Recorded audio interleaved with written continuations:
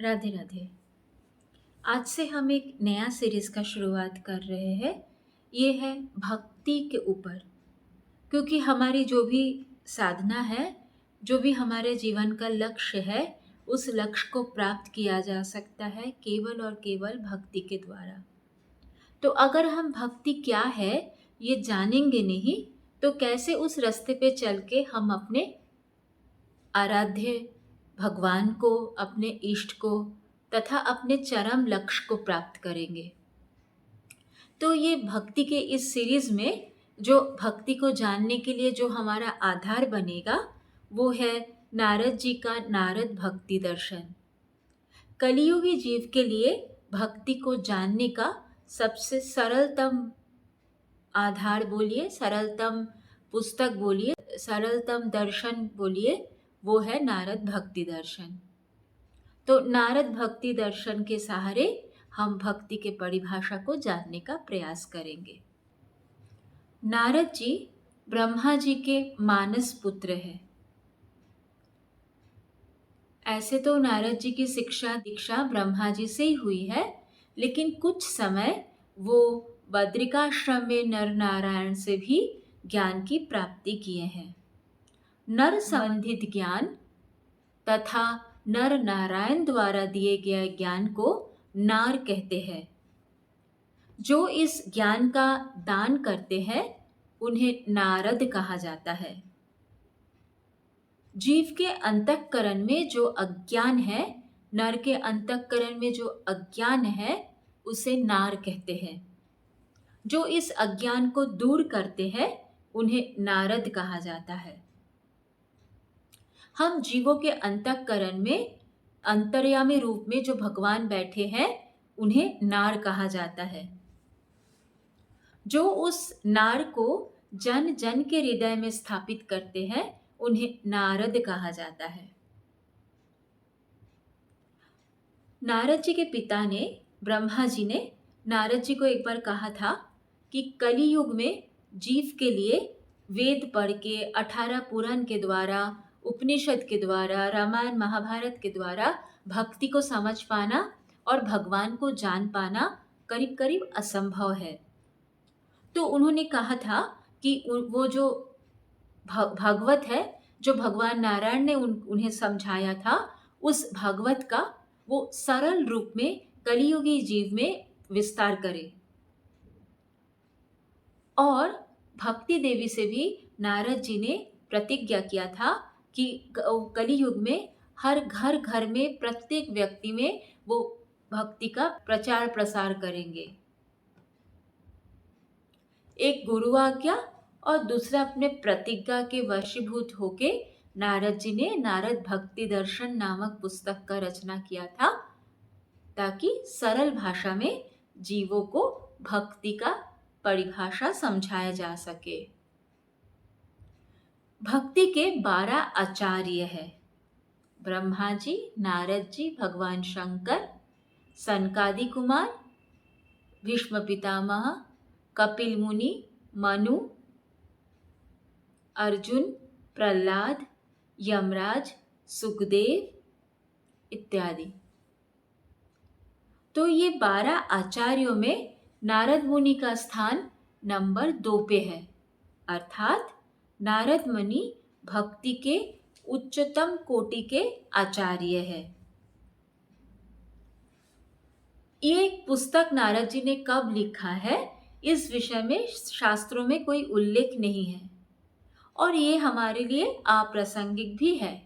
जैसे हम किसी जौहरी के पास जब कुछ गहना खरीदने जाते हैं तो उनसे ये नहीं पूछते हैं कि कौन से खादान से ये सोना निकला है, कौन कारीगर ने इस सोने की सफाई की है, क्योंकि ये सब अप्रासंगिक है।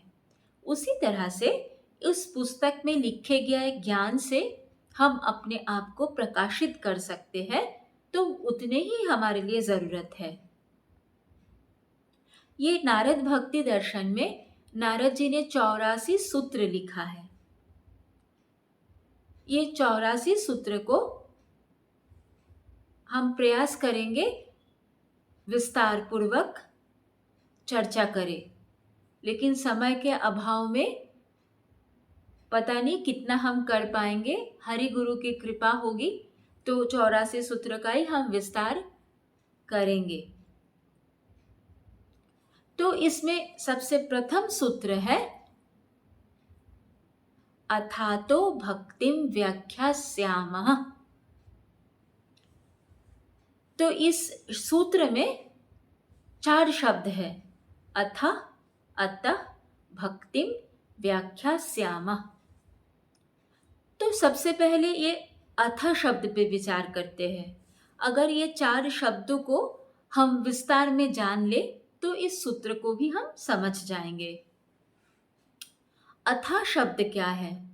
संस्कृत में अथा शब्द प्रारंभ वाचक होता है, अर्थात किसी चीज की शुरुआत को अथा शब्द से दर्शित किया जाता है। क्योंकि अथा शब्द प्रारंभ वाचक है, इसीलिए प्रथम सूत्र के प्रथम शब्द में अथा यूज किया हुआ है। दूसरा अर्थ क्या है अथा का? अथा एक मंगल सूचक शब्द है। शास्त्रों में कहा गया है मंगलादीनी मंगल मध्यानि मंगल अंतानि शास्त्राणि प्रथयन्ते, अर्थात जिस पुस्तक के शुरू में मंगलाचरण हो, मध्य में मंगलाचरण हो और अंत में मंगलाचरण हो, वो पुस्तक या वो रचना शास्त्रीय दृष्टि से प्रामाणिक होता है और उस पुस्तक की या उस रचना की ख्याति भी होती है। तो नारद जी ने इसलिए प्रारंभ में मंगल सूचक शब्द का प्रयोग किया है। अब ये अथा शब्द मंगल सूचक क्यों है? देखिए, भगवान जिन्होंने ये सृष्टि की रचना की है, उस भगवान के नाभि में ही नभ है। भगवान के नाभि में 14 भुवन कमल के रूप में स्थित है। ये 14 भुवन क्या है? ऊपर की तरफ है भू भुव स्वः महा तप जना सत्य, और नीचे के तरफ है अतल बितल सुतल तलातल महातल रसातल पाताल।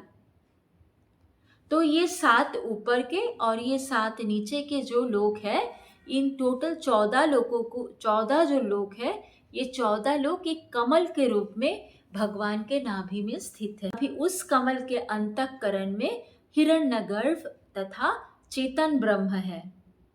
उस चेतन ब्रह्म के मुंह से स्वतः ओम और अत ये 2 शब्द प्रकट हुआ था, इसीलिए अथा शब्द एक मंगलवाचक शब्द है।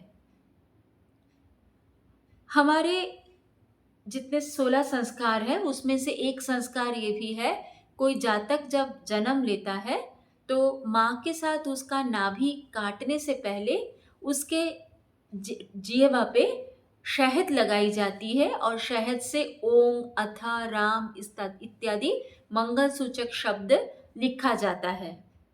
धारणा ये है कि इस तरह से लिखने पे वो जातक का शुरू से ही भगवत प्रीति उसमें देखी जा सकती है। अब तीसरा अर्थ क्या है इस अथ शब्द का?